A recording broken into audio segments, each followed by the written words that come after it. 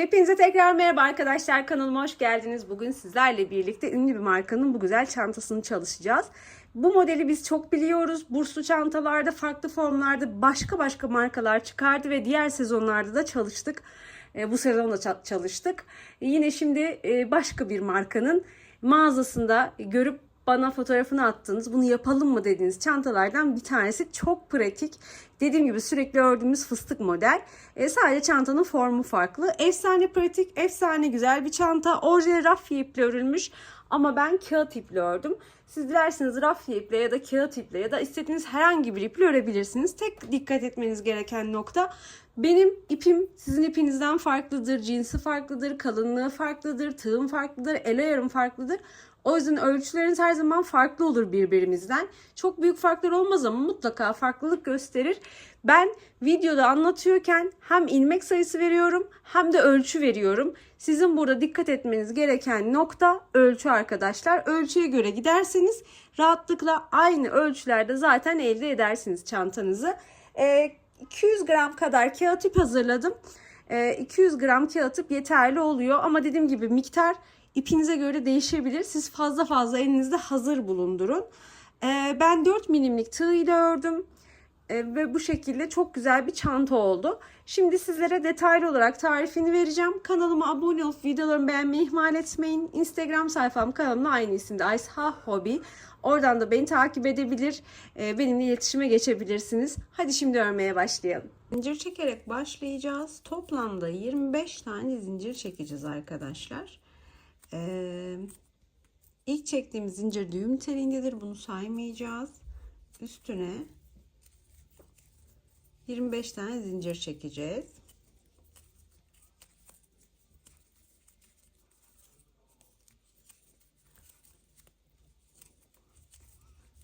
Altı, 17, 18, 19, 20, 25 tane zincir çektim. Bu 25 zincirimizin üzerine tabanımızı öreceğiz. Şimdi benim ipim kalın bir ip. O yüzden zincirimin ölçüsünü de size göstermek istiyorum. İp farklılığından dolayı çantanızın ölçüleri de farklı olur. O yüzden ben çektiğim 25 tane zincir 20 santim ölçüsünde arkadaşlar. Benim ipimle. Şimdi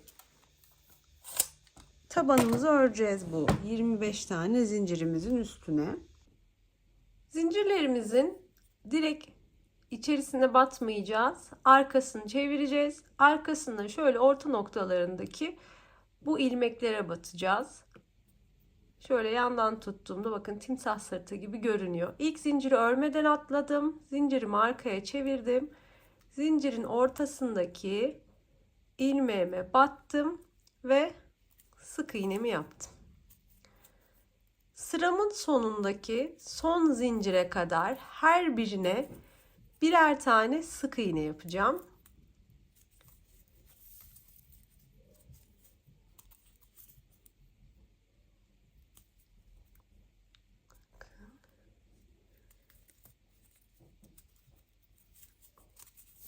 Bakın zincirimin tam ortasındaki şu ilmeğe batıyorum ki orta kısımda boşluk görüntüsü oluşmasın.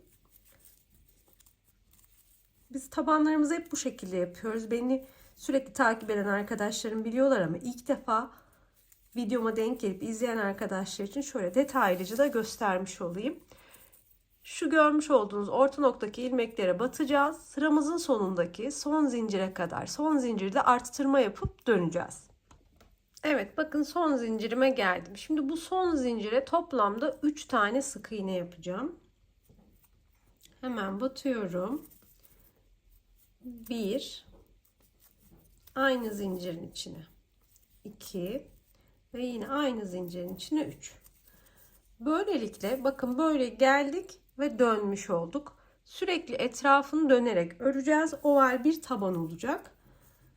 Sonraki zincirlerime diğer tarafında olduğu gibi birer tane sık iğne yapıp ilerliyorum. Burada bir köşe oluşturduk.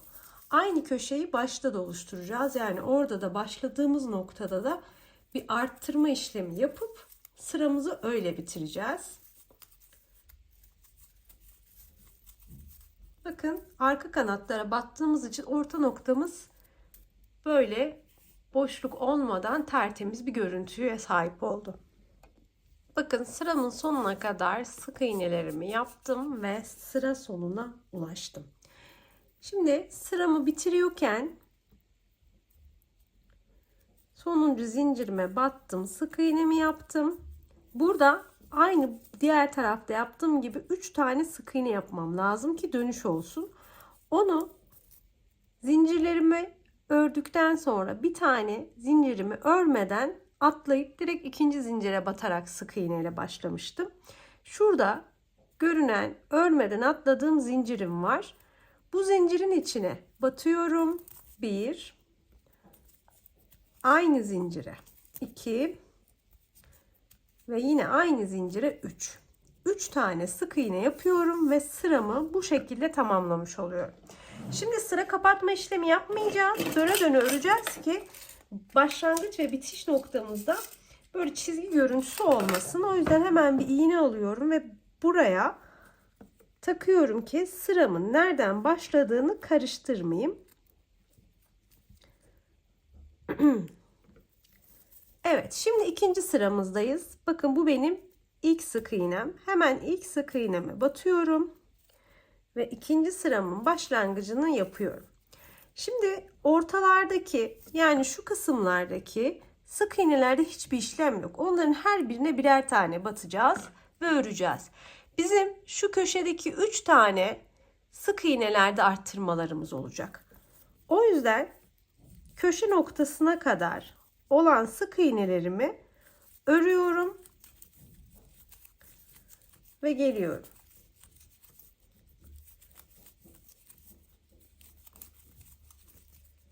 Bakın elimle de düzeltiyorum.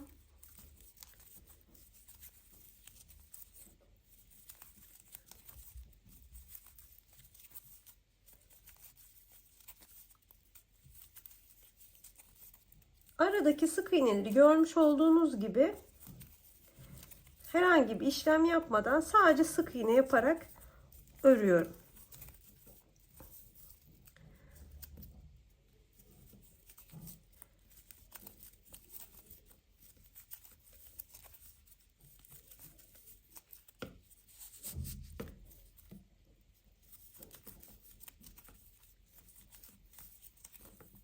Evet, köşe noktama geldim. Yani 3 tane sık iğne yaptığım yer. Burada arttırma yapacağız. Her sık iğneye, yani bu 3 sık iğnenin de her birine ikişer tane sık iğne yapacağız. Hemen ilkine batıyorum. 1 ve 2. 2 tane sık iğne yapıyorum. İkinciye batıyorum. 1 ve 2. Yine 2 tane sık iğne yapıyorum. Üçüncüye batıyorum. 1 ve 2. Yine 2 tane sık iğne yapıyorum. Bir önceki sırada 3 tane olan köşe noktasındaki sık iğne sayım bu sırada 6'ya çıkmış oluyor. Aradaki şu sık iğnelerde arttırma azaltma yapmadan diğer köşeye kadar öreceğim. Bu aradaki sık iğneleri her seferinde size örüyorken göstermeyeceğim. Hem video uzamasın hem de ekstra bir işlem olduğu için zaman kaybı olmasın bizler için. Diğer köşeme kadar geldim. Şimdi burada 3 tane sık iğnem vardı biliyorsunuz. Evet, şu 3 tane aynı noktaya battığım sık iğnem.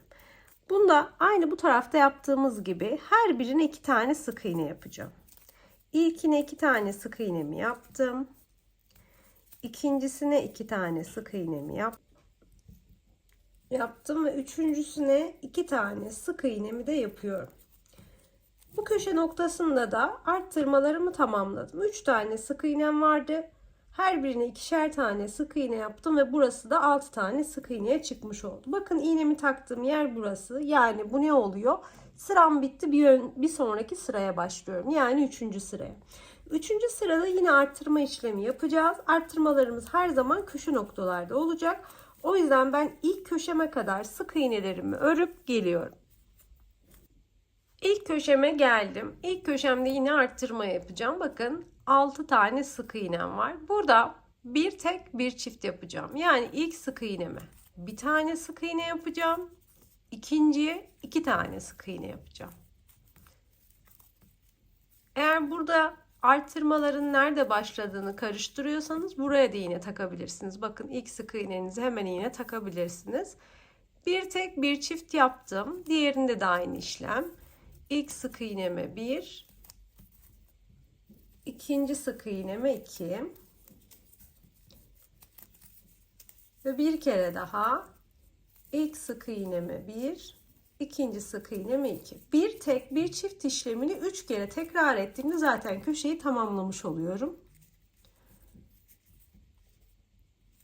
Bakın 1, 2, 3. 3 kere tekrar etmiş oldum. İlk 3 tane sık iğne ile başladık ilk sırada. İkinci sırada 6'ya yükseldi. Bu sırada şu köşedeki arttırmalar sonucunda sık iğne sayımız 9'a yükselmiş oldu. Aradaki sık iğneleri öreceğiz ve bir tek bir çift işlemini bu köşede de yapacağız. Bakın sıra sonuna yani diğer köşeme de gelmiş oldum. Beraber yapalım bir tek bir çift işlemimizi. Bakın burada 6 tane sık iğnemiz var bir önceki sıradan. Hemen ilkine bir tane sık iğne, ikincisine 2 tane sık iğne.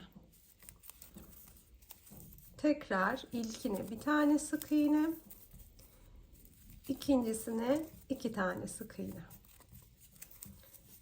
Ve son kez ilkine bir tane sık iğne, ikinciye 2 tane sık iğne.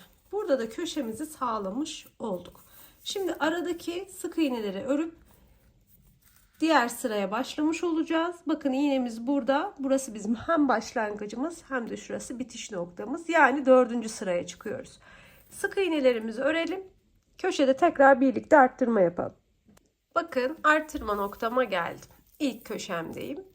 Bir önceki sırada bir tek bir çiftle başlamıştım. Bu sırada 2 tek bir çift yapacağım. Yani ilk sık iğneme bir tane, ikinci sık iğneme bir tane, üçüncü sık iğneme 2 tane sık iğne yapacağım.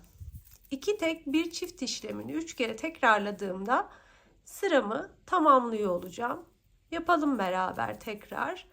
İlkine 1, ikinci sık iğneye 1, üçüncü sık iğneye 2 tane. Bir kere daha yapalım. İlk sık iğnemize 1, ikinci sık iğnemize 1 ve üçüncü sık iğnemize 2 tane. 2 tek bir çift işlemini 3 kere tekrarladım ve dönüşüm bitti. 9 tane olan sık iğne sayım bakın 2 tek bir çift, 2 tek bir çift, 2 tek bir çift 12'ye yükselmiş oldu. Aradaki sık iğneleri yine öreceğim ve sona geldiğimde yine köşeye gelmiş olacağım ve son köşemde de yani ikinci köşemde de aynı arttırmaları yapacağım. Evet sıra sonuma geldim yani son köşemi de yapacağım ve sıram bitecek. Bakın bir tek bir çift bir önceki sıra. Şimdi 2 tek bir çift yapıyorduk. Hemen ilk sık iğneme bir tane, ikinci sık iğneme bir tane, üçüncü sık iğneme 2 tane sık iğne yapıyorum. Tekrar aynı işlemi yapıyorum.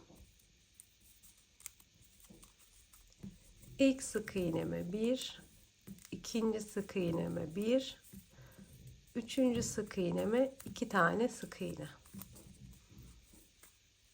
Ve tekrar şimdi aynı işlemi yapıyorum. İlk sık iğneme 1, ikinci sık iğneme 1 ve üçüncü sık iğneme 2 tane. 2 tek bir çift işlemini tamamladım. Buradaki köşeyi de bitirdim ve böylelikle sıram da bitmiş oldu. Şimdi şurası benim sıra başım biliyorsunuz.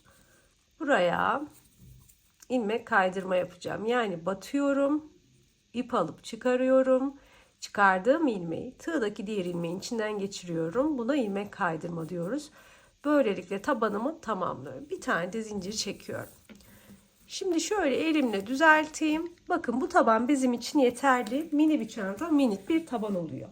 Tabanımızın tabii minik derken çok da minik değil aslında.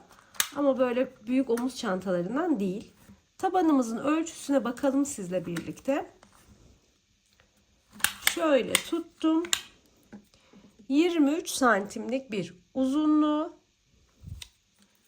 Genişliğine bakalım.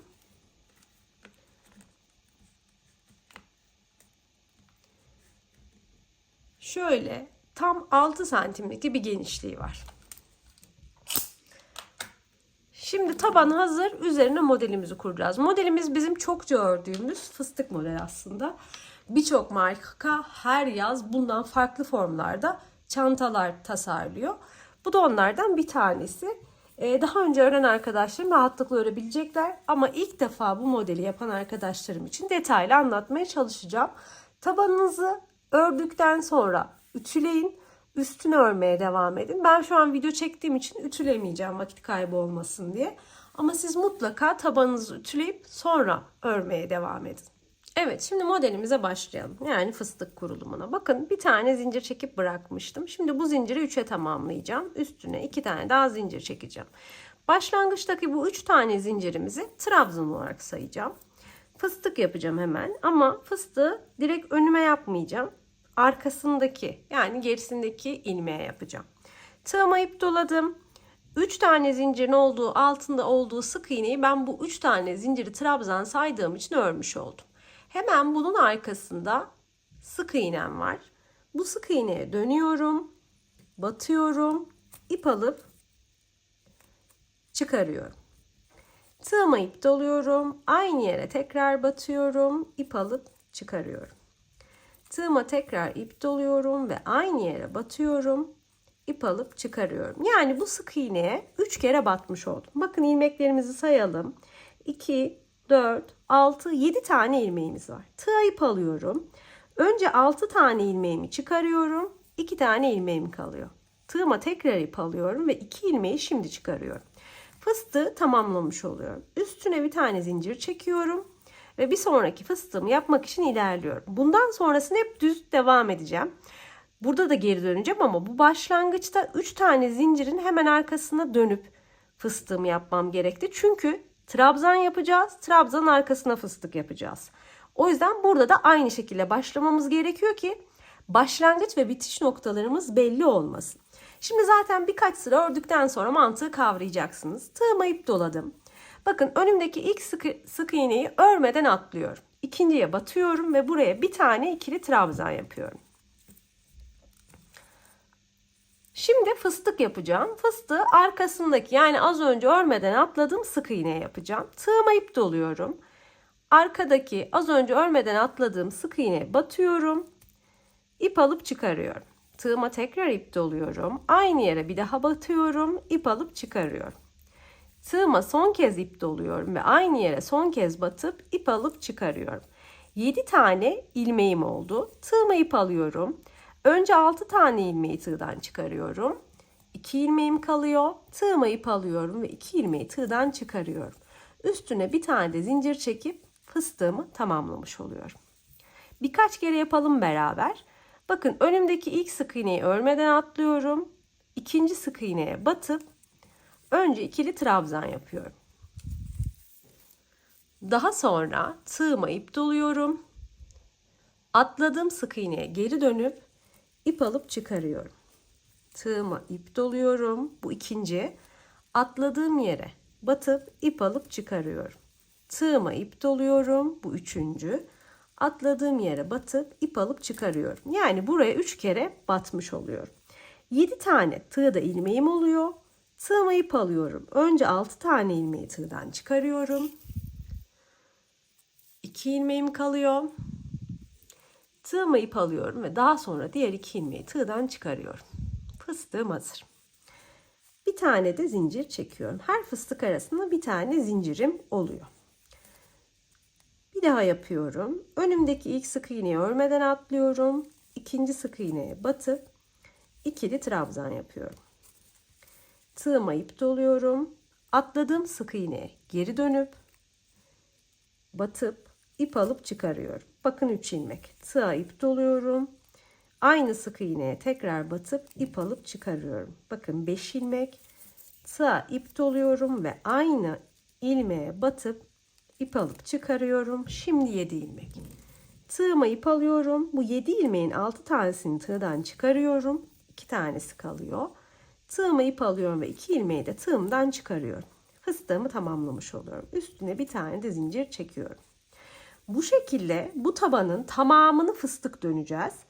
Her seferinde tekrar tekrar göstermeyeceğim. Çünkü hep aynı işlem arkadaşlar. Ama bir sonraki sırayı nasıl geçiyoruz? Yani sırayı nasıl kapatıyoruz? İkinci sıraya nasıl başlıyoruz? Onları tabii ki göstereceğim. Anlamadığınız bir nokta varsa buraya kadar videoyu geri sarıp tekrar izleyebilirsiniz. Hızlı geliyorsa yavaşlatabilirsiniz. Yavaş geliyorsa hızlandırabilirsiniz. Ben şimdi sıra sonuna kadar aynı işlemleri tekrar edip geliyorum.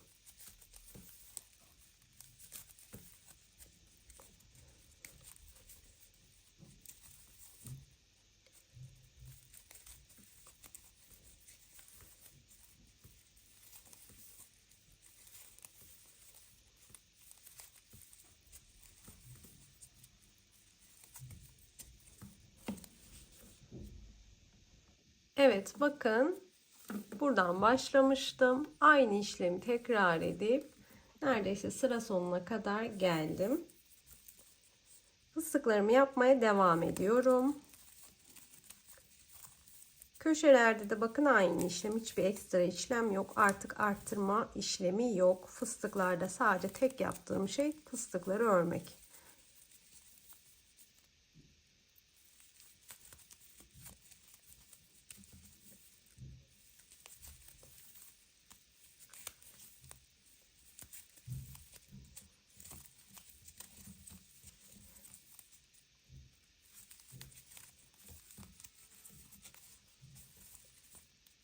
Bakın bu şekilde.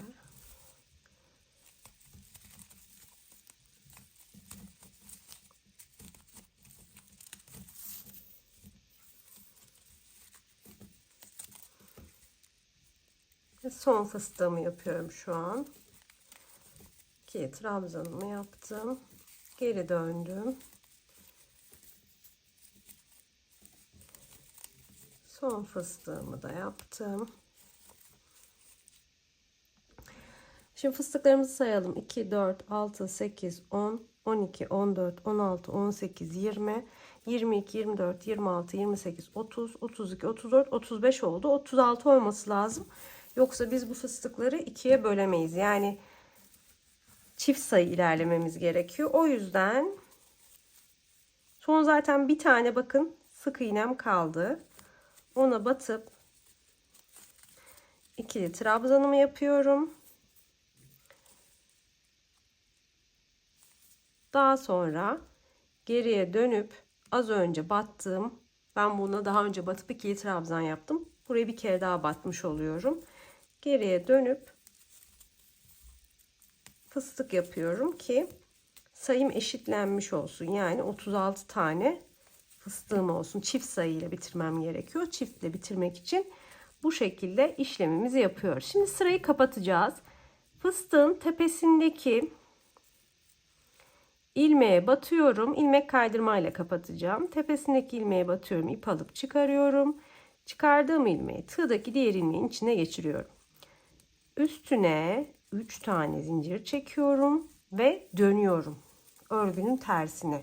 Bir yüzünden bir tersinden öreceğiz. Yani her seferinde sıra bittiğinde 3 zincirimizi çekip örgüyü döndüreceğiz ki modelimiz kurulabilsin. 3 tane zincirimizi çekmiştik. Şimdi fıstık yapacağız. Fıstığımızı ilk başlarken nasıl yapıyorduk? Geriye gidip yapıyorduk. Çünkü her seferinde zaten trabzan sonra arkaya dönüp fıstık yapıyoruz ya. Başlangıçta da aynı. 3 zincir yaptık. Bakın zincirin altında hemen bir önceki fıstığın trabzanı var. Yani şurası benim zaten trabzanımın üstüne denk gelmiş oldu. Tığıma ip doladım. Zincirimin hemen arkasındaki yani alt sırasındaki fıstığın hemen arkasındaki boşluğa batıp buraya fıstığımı yapıyorum. Tekrar anlatmıyorum fıstığı çünkü her sırada aynı bir şey değişmiyor.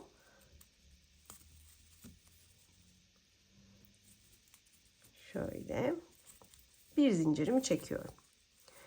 Daha sonra önümde diğer fıstık var. Bakın bu fıstığın ilk trabzanını atlıyorum. İkinciye batıyorum.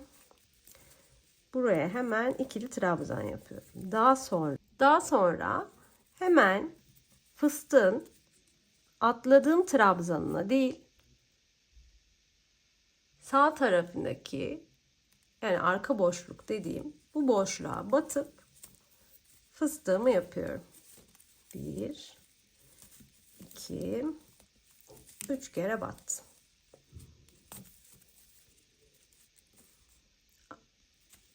Aynı şekilde fıstığımı yaptım. Bir tane zincir çektim. Şimdi tekrar bakın, şu sizi yanıltmasın, biz buraya battık. Bir sonraki fıstığa geçmiş olduk. 2 tane ilmeği var her fıstığın. İlk ilmeğine değil, ikincisine batıyoruz. Yani bu ikincisi dediğimde, bakın şöyle ayırayım net görün. Bir önceki fıstığın ikili trabzanı. Bizim yaptığımız ikili trabzanlar her sırada üst üste denk gelmesi gerekiyor. Hemen bu ilmeğe battım. Önce ikili trabzanımı yaptım. Daha sonra tığıma ip doladım. Atladım trabzana değil, fıstığın sağ tarafındaki boşluğa battım. Ve aynı şekilde fıstığımı yaptım. Bir tane zincir çektim. Bakın tekrar yapalım. Şu bir zincirlik ilmek. Bununla hiçbir işimiz yok. Daha sonra fıstığın 2 tane ilmeği var. Fıstığın ilk ilmeği değil, ikinci ilmeğine batıyorum. İkili trabzan yapıyorum. Tığıma ip doluyorum. Sonra bu fıstığın hemen sağ tarafındaki boşluğuna, yani bir zincirlik o boşluğa batıp fıstığımı oluşturuyorum.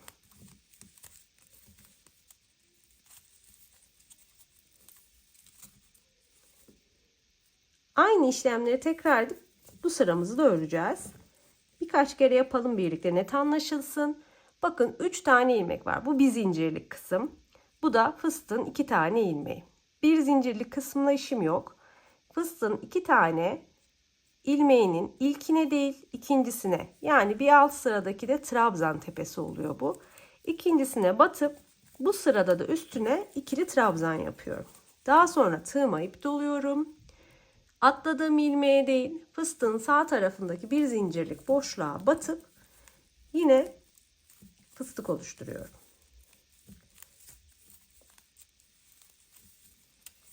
Her fıstığı oluşturduktan sonra da araya bir tane zincir çekiyorum.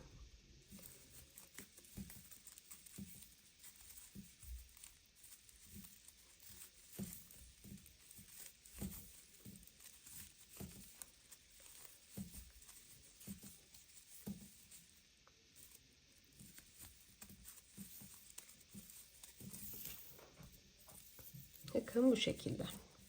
Şimdi bu sırayı da aynı size tarif ettiğim gibi örüyoruz arkadaşlar. Sonra sıra sonunu beraber kapatıp bir sonraki sıramıza geçeceğiz. Evet, sıranın sonuna geldim. Son fıstığımızı birlikte yapalım ve sonra bir sonraki sıramıza çıkalım. Bakın, son fıstığımız için 3 tane ilmek var. Bu bir zincirlik boşluk. Bu fıstığın tepesindeki ilmek. Bu da bir önceki sıranın ikili trabzanın tepesindeki ilmek. Yani biz şuna batıyoruz. Battık. Buraya ikili trabzanımızı yaptık. Daha sonra tığımıza, şöyle ipi arkaya alayım. Tığımıza ip doladık. Direkt bir alt sıradaki fıstığın sağ boşluğuna, yani bir zincirlik boşluğa batıp buraya hemen fıstığımızı kurduk.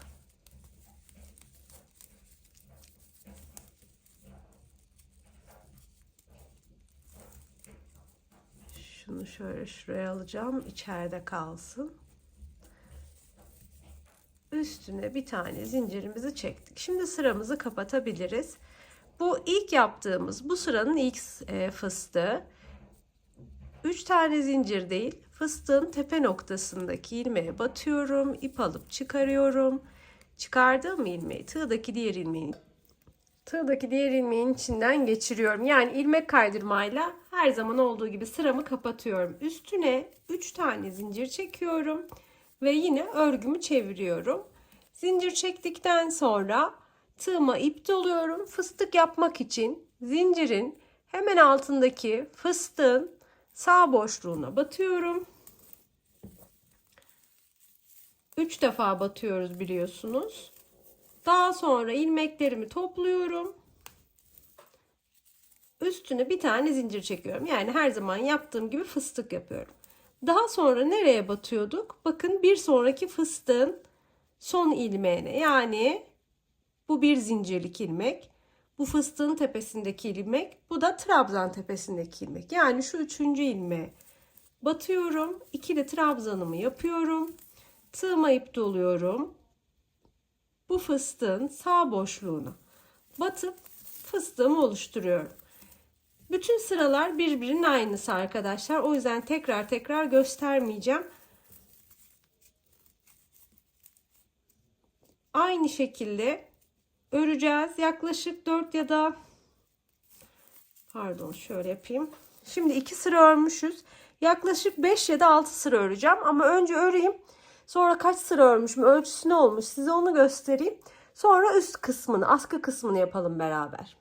Evet arkadaşlar bakın ördüm. Toplamda kaç sıra örmüşüm sayalım. 1, 2, 3, 4, 5, 6, 7 sıra. Orijinalinde olduğu gibi 7 sıra ördüm.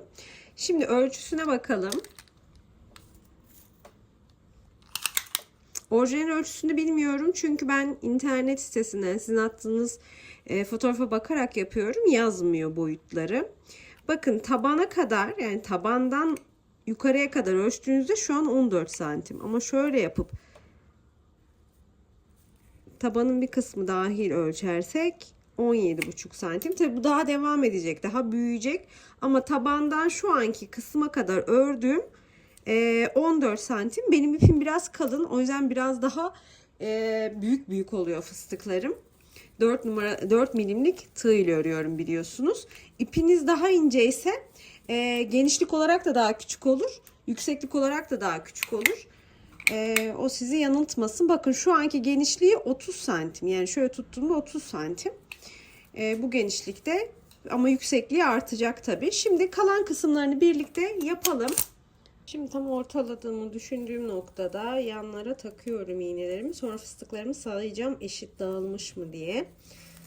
Şöyle 2, 4, 6, 8, 10, 12, 14, 16, 18 olmuş. 2, 4, 6, 8, 10, 12, 14, 16, 18. Tamamdır. Şimdi eşit böldüm. Ortada birkaç tane fıstık bırakacağım. Onun içinde 2, 4, 6, 8 desek. Şuradan da 2, 4, 6, 8 desek 2 kalır. 6'ya düşürsek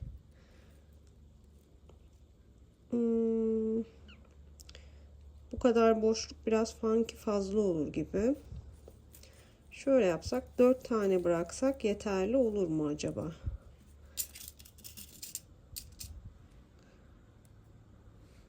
Yedi sağda 7 solda fıstığı bırakıp ortada 4 tane de fıstık bırakırsak olur arkadaşlar. Şöyle. Evet arkadaşlar ortada 4 tane fıstık bıraktık. Bakın iğneyle şöyle belirledim. Sağda ve solda 7 tane bıraktık. Burayı ayırmıştık ikiye. 18 önde 18 arkada vardı. O yüzden sağda ve solda 7 oldu. Aynı şekilde diğer tarafta da aynı işlemi yaptık.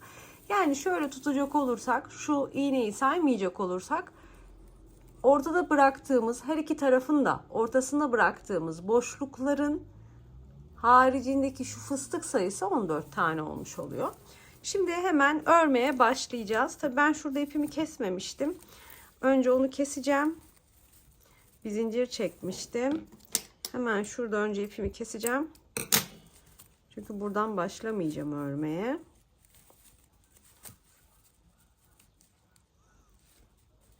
Şöyle. Bir iki tane ilmeğin arasından da ipimizi yürütüyoruz. Daha sonra örgümüzü ördükçe bu ipi de iyice gizlemiş olacağız. Kalan bir parçamız olursa da kesip temizleyeceğiz en son aşamada. Şimdi ipimizi alıyoruz. Orta boşluk 4 tane fıstıktan oluşuyor dediğim gibi. Orta boşluğun hemen yanındaki fıstıktan başlayacağım. Sol taraftan. İpimi aldım. Burada bakın fıstığımın şu kısmı görmüş olduğunuz gibi trabzan. Burası da fıstık. Ben her zaman trabzan tepesinden biliyorsunuz örmeye başlıyordum. O yüzden yine trabzan tepesinden başlayacağız. Ancak bu kısımda görmüş olduğunuz gibi bir alt sırada önden örmüşüm. Fıstığım bu tarafta çünkü. O yüzden bu sırada ters yüzünden öreceğim. Yani iç kısımdan. O yüzden karşı taraftan tam şuradan başlayacağım. Burada da 4 tane fıstık için ayırdığım nokta var. Bakın ilmek belirleyeceğim takılı. Hemen ilmek belirleyicinin yanındaki ilk fıstıkla başlayacağız. Fıstığın tepesine değil, trabzan tepesine batıyorduk. Dediğim gibi battım, ipimi aldım, çıkardım. 1, 2, 3 tane zincirimi çektim. Tığıma ipimi doladım. Fıstığın hemen sağ boşluğuna batıp bir alt sıradaki fıstığın sağ boşluğuna batıp bu sıradaki fıstığımı oluşturuyorum. Bu bizim ilk sıramız. İlk sıramızda 14 tane fıstığımızın tamamını öreceğiz. Daha sonraki sıralarda eksiltme yapacağız. Fıstığı ördüm, bir zincir çektim. Bakın 3 ilmek vardı. Nasıl yapıyorduk? 3. ilmeğe yani trabzan tepesine batıp önce 2 trabzanı yapıyorduk. Daha sonra fıstığın tepesine değil sağ boşluğa batıp fıstığı oluşturuyorduk. Yani burada değişen hiçbir işlem yok. Tek yaptığımız fıstık sayısını değiştirmek oldu. Şimdi buradan başladık. Tek tek göstermeyeceğim, hep aynı işlemler. Buradan başlayıp iğnemin olduğu yere kadar öreceğim. Oradan sonrasını yine birlikte devam edeceğiz. Bakın iğnemin olduğu yere kadar geldim. Son fıstığımı örüyorum.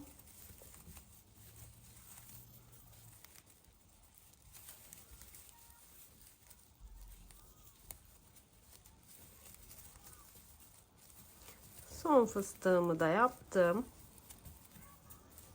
Üstüne 3 tane zincir çekiyorum ve dönüyorum. Şimdi ikinci sıramızdayız arkadaşlar. İkinci sıramızda dediğim gibi azaltma yapacağız. Yani şu ilk fıstığı örmeyeceğiz. O yüzden 3 zincir çektikten sonra hemen bu fıstığın trabzanına batmıyorum. Bir sonraki fıstığın bir alt sıradaki fıstığın yani ikili trabzanın tepesine batıyorum. Bakın 3 ilmek 1 2 3. Nereye batıyorduk? Tam şuraya. İkili trabzan tepesine battım. İkili trabzanımı yaptım. Geriye döndüğüm fıstığın sağ boşluğuna batıp bu sıradaki ilk fıstığımı oluşturdum.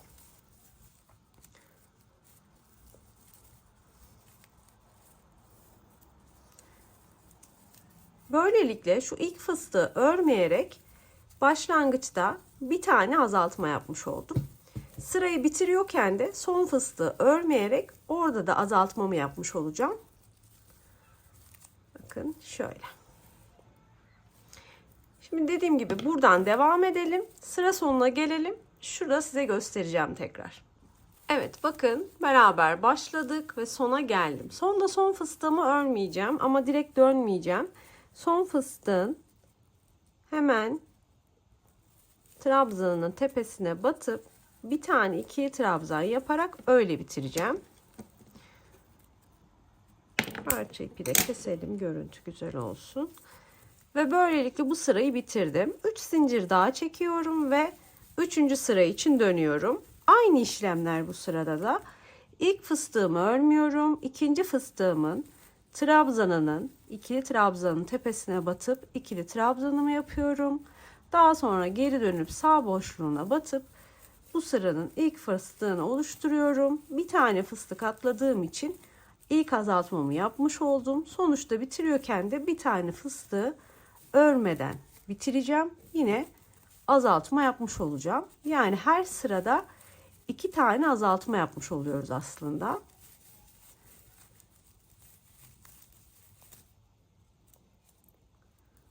Fazla çektik tığ. Evet. Bakın şöyle döndüreyim. Görün. Bakın. her sırada azaltma yaparak ilerlemiş olduk. Şimdi bu sırayı da aynı şekilde bitireceğiz. Zaten sıra sonunda size yine ben gösteriyor olacağım. Bakın sıramın sonuna geldim. Buradan başladık ve ördük. Sondayız. Ne yapıyorduk? Alttaki son fıstığı örmüyorduk ve ikili trabzanla bitiriyorduk. Alttaki 3 tane zincirin tepesine batıp ikili trabzanı yapıp bu sırayı da böylelikle bitirmiş olduk. 1 2 3 sıra örmüş olduk arkadaşlar. Evet arkadaşlar, şimdi şöyle ölçüsüne bakacağım.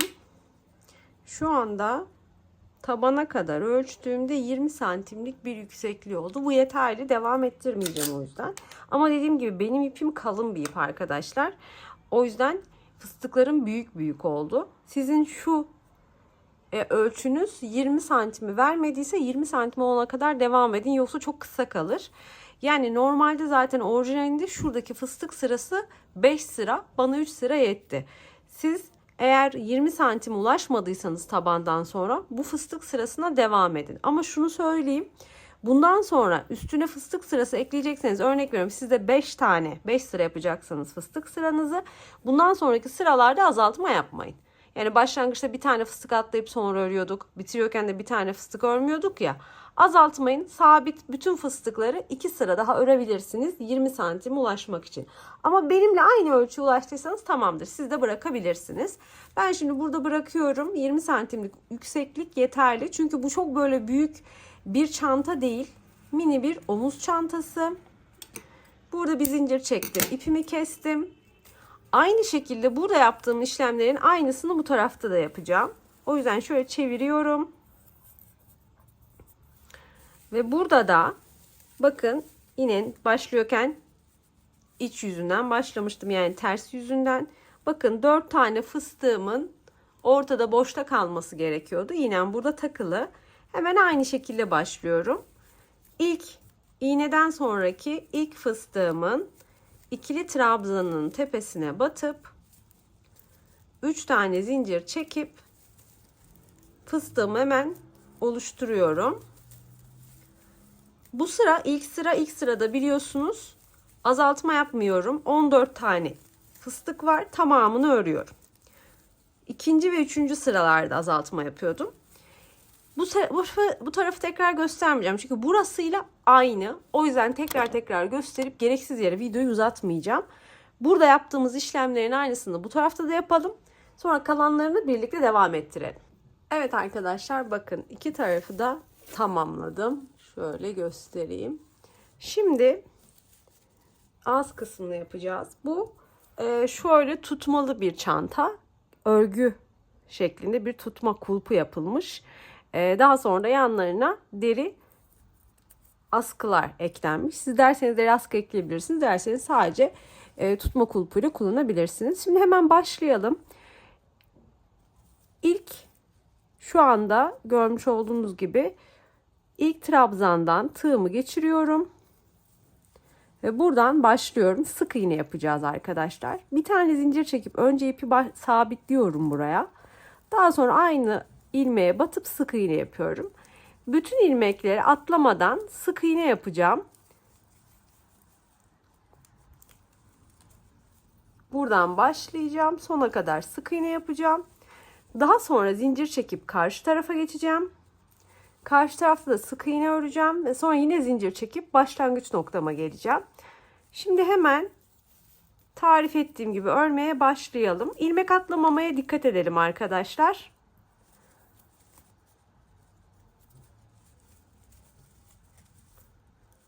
Bakın görmüş olduğunuz gibi her ilmeğime sadece birer tane sık iğne yapıyorum. Şu parça ipleri de örgünün içinde örerek gizlemiş oluyorum.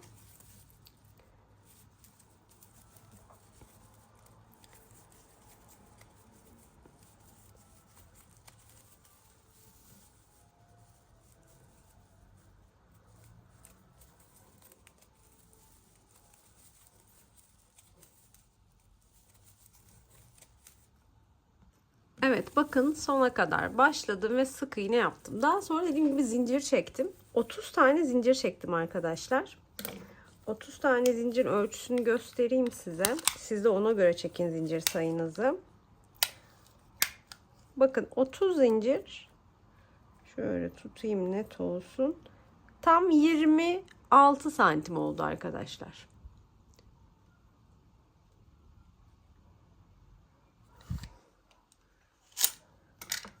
...26 santimlik bir zincir. 30 tane benim ipimle oluyor. Sizin ipinizin dediğim gibi incelik kalınlığı fark eder. O yüzden santim ölçüsünü alın. Yani 26 santim. Kaç tane zinciriniz 26 santime ulaşıyorsa o kadar zincir çekin. Zincirlerimizi çektik. Karşı tarafın ilk trabzan tepesine batıp sık iğne ile birleştirdik zincirleri. Burada da yine aynı şekilde her ilmeğimize birer kere batıp sık iğnelerimizi yapacağız. Ta ki diğer tarafa kadar. Orada da yine aynı şekilde zincir çekip birleştireceğiz. Şöyle.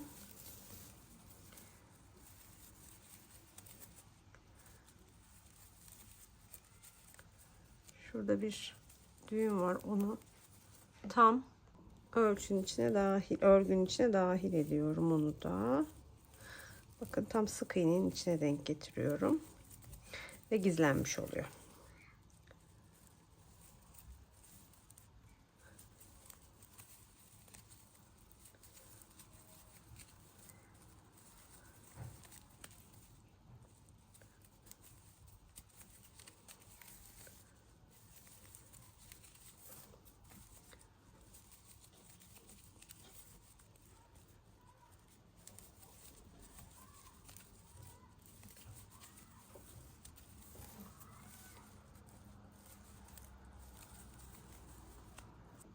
Bakın sona geldim. Burada 3 zincir var. Onun da tepesine batıyorum. Sonra zincirlerimi çekiyorum.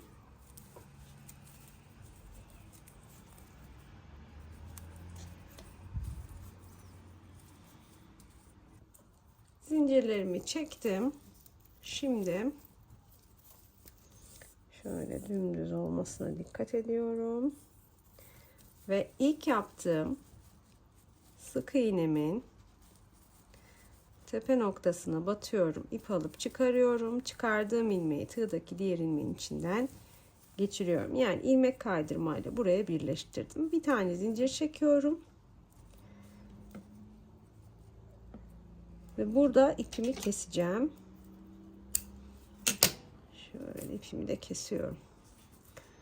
Daha sonra şu ipi aşağıya alacağım. Yani örgünün içine. Genişlettim şurayı.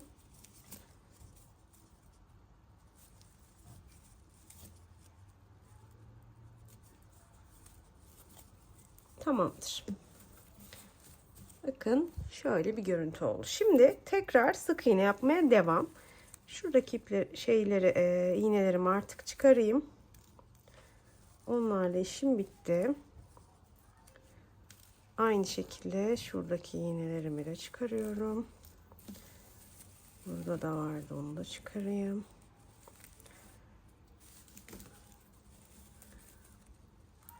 Bunu da çıkaralım. Bunu da. Bunlarla işimiz bitti artık.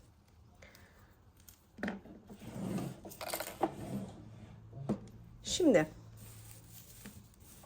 ipimizi tekrar alıyoruz. İlk sık iğnemize batıyoruz. İpimizi çıkarıyoruz. Bir zincir çekip önce ipi buraya sabitliyoruz. Daha sonra aynı sık iğneye batıp bir tane sık iğne yapıyoruz. Şimdi böyle içten sık iğneler öreceğiz birkaç sıra. Daha sonra bakın şurada boşluk var. 3 zincirden oluşuyor biliyorsunuz bu boşluk. 2 tane sık iğne yapıyorum. Sonra bir alt sıranın hemen ilk ilmeğine batıyorum. Oraya bir sık iğne. Sonra trabzana 2 tane sık iğne. Sonra fıstığa geldim.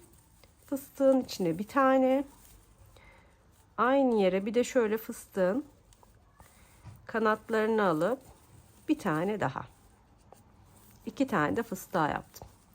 Sonra şuradaki ilmeği batıyorum. Sonra her ilmeğime birer tane sık iğne yapıp ilerliyorum arkadaşlar.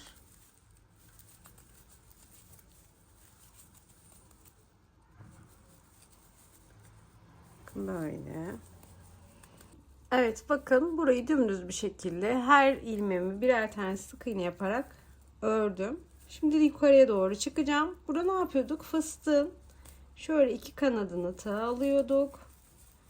Bir tane sık iğne. Tepesine de aynı şekilde. Sonra 3 zincirlik boşluğa 2 tane sık iğne. Yine trabzana da 2 tane sık iğne yaparak burayı da sık iğnelerle doldurduk. Şimdi bakın, buraya batmadan geçmiyoruz. Mutlaka batıyoruz sık iğne. Sonra zincire gelmiş oluyoruz. Her zincirimize birer tane sık iğne yapıp başladığımız noktaya kadar ilerleyeceğiz. Sonra iç kısımdan böyle birkaç sıra öreceğiz ve askı kısmını, kulp diyelim aslında, kısmını tamamlamış olacağız. Şimdi şunu göstereyim arkadaşlar. Böyle bakın, zincirin direkt orta kısmına batmıyorum. Bunu tabanda yapmıştık. Aynı şekilde zinciri çevirip tabanda yaptığımız gibi tekrar göstermiş olayım. Zincirin ortasındaki ilmeklere batıyorum. Bakın, bu zincirin ters yüzü, ortasındaki ilmeklere batıyorum. Bu şekilde şurada boşluk görüntüsü de oluşmamış oluyor.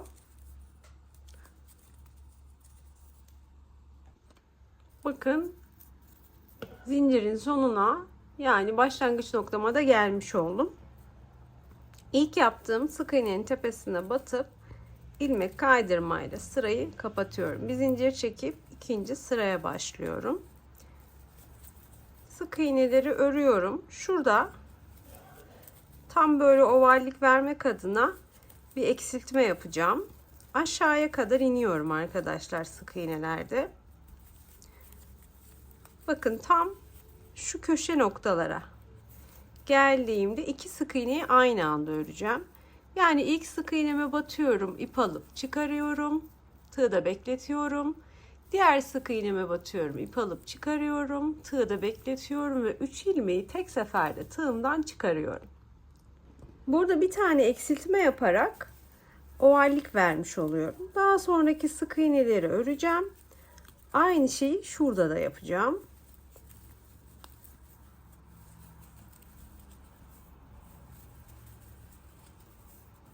Şöyle ilerliyorum.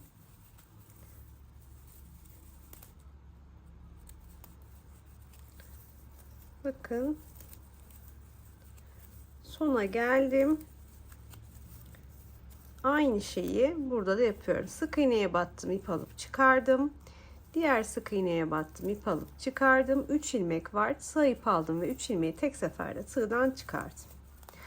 Burada da eksiltmemi yapmış oldum. Yukarıya doğru devam ediyorum bütün sık iğneleri örmeye.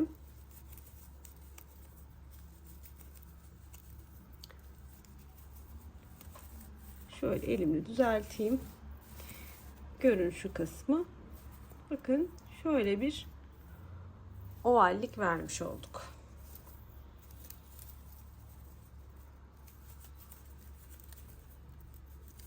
Başlangıç noktama kadar sık iğnelerimi örüyorum. İkinci sıramı da tamamlamış olacağım.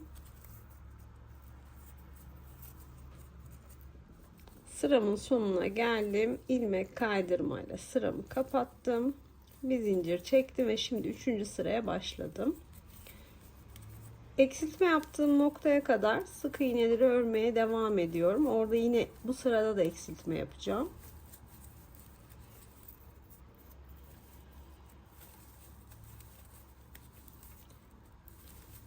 Evet, bakın, burası benim eksiltme yaptığım ilmek. Bu ilmeğe battım, ip alıp çıkardım. Tığda beklettim. Yanındaki ilmeğe battım, ip alıp çıkardım. Tığda 3 ilmek var. 3 ilmeği tek seferde tığımdan çıkardım. Yani yine eksiltme yapmış oldum. Sonraki ilmeklerimi örüyorum.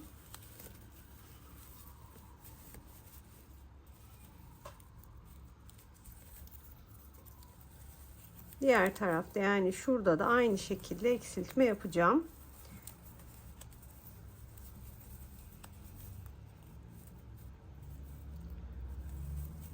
Bakın buradaki eksiltme ilmeğim şu görünüyor zaten.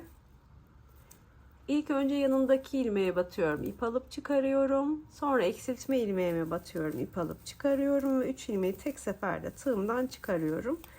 Yine eksiltmemi yapmış oluyorum.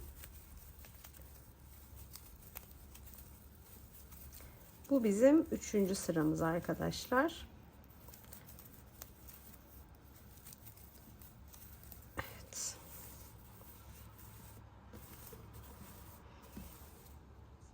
Bakın duruşu bu şekilde. Tabii şu an ütülenmedi. Ütülendiğinde çok daha iyi duracak.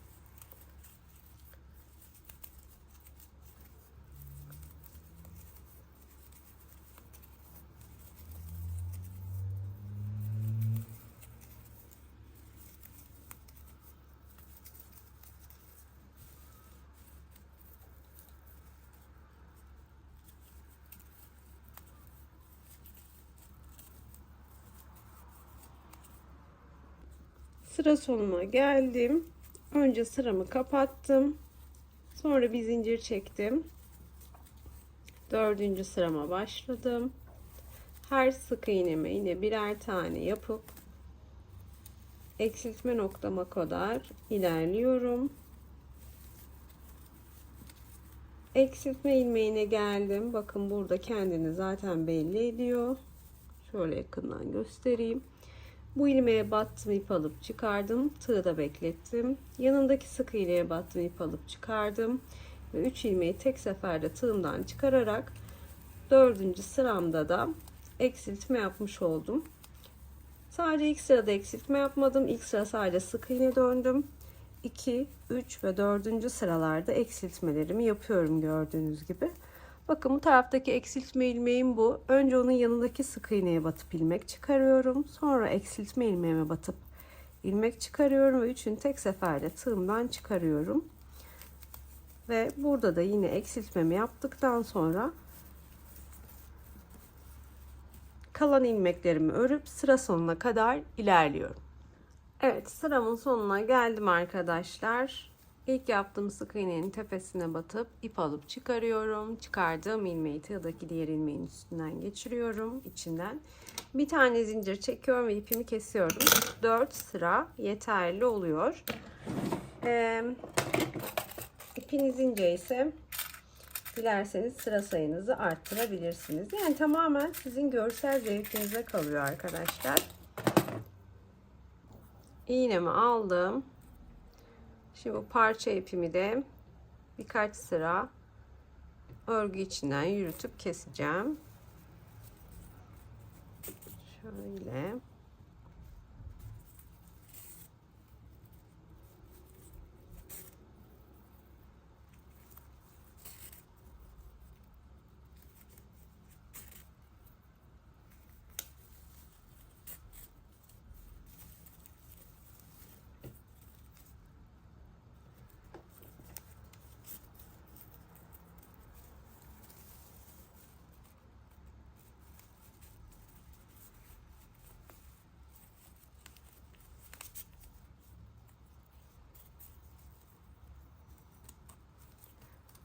Şimdi bu yaptığım işlemin aynısını diğer kulpada yapacağım. Daha sonra çantam hazır olacak. Şöyle.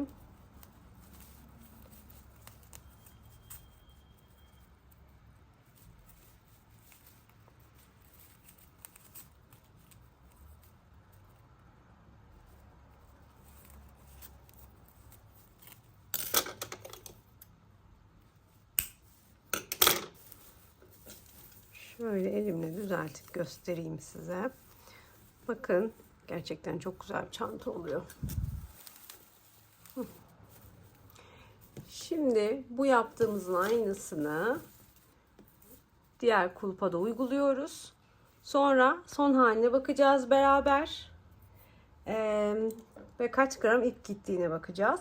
Bu kısmı tekrar göstermeyeceğim. Çünkü diğer tarafla aynı işlemleri yapacağım. O yüzden aynı şekilde bu kulpumuzu da örelim. Sonrasında birlikte sizlerle yine son haline bakalım. Ben şimdi hızlıca burayı da hemen öreyim. Videonun anlamadığınız kısmı varsa arkadaşlar, videoyu dilediğiniz zaman geri sarabiliyorsunuz. Yavaşsa hızlandırabiliyorsunuz. Hızlıysa yavaşlatabiliyorsunuz. Tamamen sizin elinizde. Ama olur da çözemediğiniz bir noktası, anlamadığınız bir yeri varsa yorumlara yazarsanız ben yine yardımcı olmaya çalışırım. Ben dediğim gibi şu kısmı öreyim. Yani diğer kulpu da, sonrasına bakalım. Evet arkadaşlar, çantam şu an tamamen hazır. Ütüledim de. Gerçekten şahane oldu. Çok kullanışlı, çok güzel bir çanta oluyor. Bu çantanın kenarında çarmı da var. Örgü bir çarmı var. Onu da yapacağım. Onu bir sonraki videoda anlatacağım. Bu video çok uzun olsun istemiyorum. Ayrı bir video yapacağım onun için. Siz de isterseniz çantanızı süslemek, bir sonraki videoyu izleyebilirsiniz. Çantamıza toplamda 200 gram ip gitti. 200 gramlık ip yeterli oldu. Bakın, son olarak tekrar ölçüsünü vereyim. Çünkü ağız kısmına sık iğne de yaptık biliyorsunuz. Tabana kadar olan kısmı bakın şöyle ölçüyorum. 20,5-21 santim diyelim. Şöyle askıdan itibaren ölçersek, yani tutma sapından itibaren ölçersek 31 santim. Bunu biliyorsunuz 30 tane zincir çekmiştik. Santim ölçüsünü de vermiştim ama yine vereyim. Şöyle sık iğne yapmıştıktan sonraki kulpun şu halinin uzunluğunu da vereyim. Bakın böyle de 25 santim arkadaşlar. Genişliği de 30 santim zaten. Gerçekten çok kullanışlı, çok güzel bir çanta oluyor. Dediğim gibi orijinalini de ben mağazasında görmedim. Bana fotoğraf attınız. Oradan görerek yaptım. Orada gördüğüm kadarıyla yanlarına çıkarılabilir deri askı takılmış. Siz de dilerseniz omuzda taşımak isterseniz yanlarına askı da takabilirsiniz. Elimden geldiğince detaylı anlatmaya çalıştım ama aklınıza takılan bir şey olursa yorumlara yazabilirsiniz. Kanalıma abone olup videolarımı beğenmeyi ihmal etmeyin. Sonraki videolarımda görüşmek üzere. Hoşça kalın.